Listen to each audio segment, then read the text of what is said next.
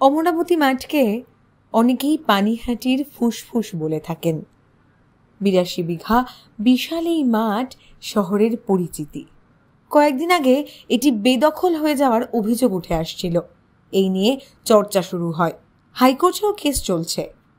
এবার অমরাবতী মাঠকে দ্রুত অধিগ্রহণ করতে ব্যবস্থা নিল রাজ্য সরকার।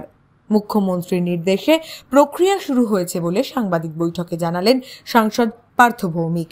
বাংলার মাননীয় মুখ্যমন্ত্রীর গোচরে গতকাল প্রকাশিত কিছু সংবাদ মাধ্যমের খবর এবং নিউজ ইলেকট্রনিক্স চ্যানেলের খবর বাংলার মাননীয় মুখ্যমন্ত্রী মমতা ব্যানার্জির কানে পৌঁছানোর সঙ্গে সঙ্গে তিনি নিজে ব্যক্তিগত স্তরে কথাবার্তা বলে তিনি পুরো প্রক্রিয়াটা বন্ধ করে দিয়েছেন। মানে অমরাবতীর খেলার মাঠে যে অভিযোগ আসছিল যে ওটা কোথাও আবাসন হবে, কিছু হবে, সেই পুরো প্রক্রিয়াটা বন্ধ। এবং অলরেডি বাংলার মাননীয় মুখ্যমন্ত্রী পানিহাটির সমগ্র মানুষের সেন্টিমেন্ট তথা ওই এলাকার মানুষের সেন্টিমেন্টকে সর্বাধিক গুরুত্ব দিয়ে তিনি বলেছেন যে ওই জমিটা রাজ্য সরকার অধিগ্রহণ করে নেবে। সোদপুরের মধ্যমগ্রাম রোডের উপর রয়েছে এই অমরাবতী মাঠ।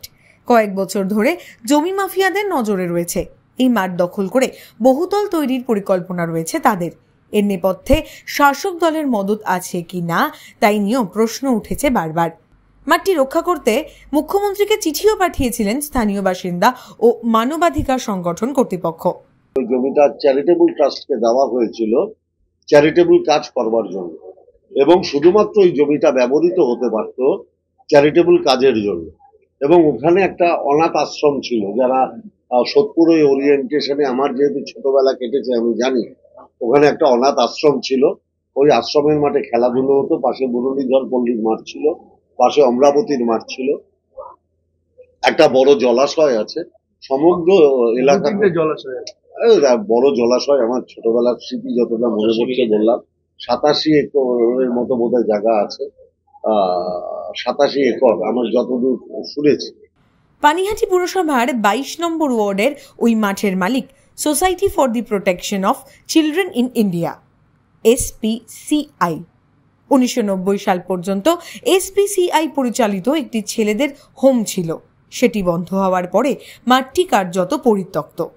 মাঠের একাংশে পুরসভার অস্থায়ী ভাগাড়, কিছুটা অংশ আগাছায় ভরে গেছে। রাস্তা সংলগ্ন মাঠের জমিতে কিছু দোকানও রয়েছে।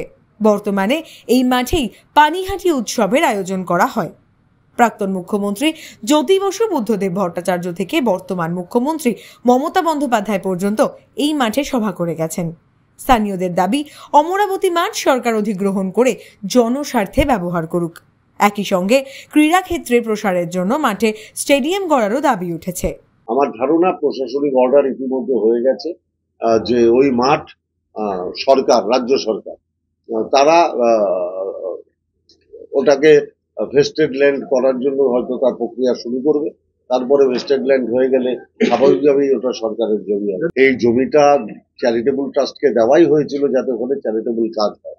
এর আগে বিগত যখন বাম পৌরসভা ছিল তখনও তার যে পৌর প্রধান, তিনিও একটা লিখিত অর্ডার করেছিলেন যে এই জমিকে অন্য কাজে ব্যবহার করতে পারবে না। ব্যারাকপুর থেকে প্রতীতি ঘোষের রিপোর্ট, দাওয়াল।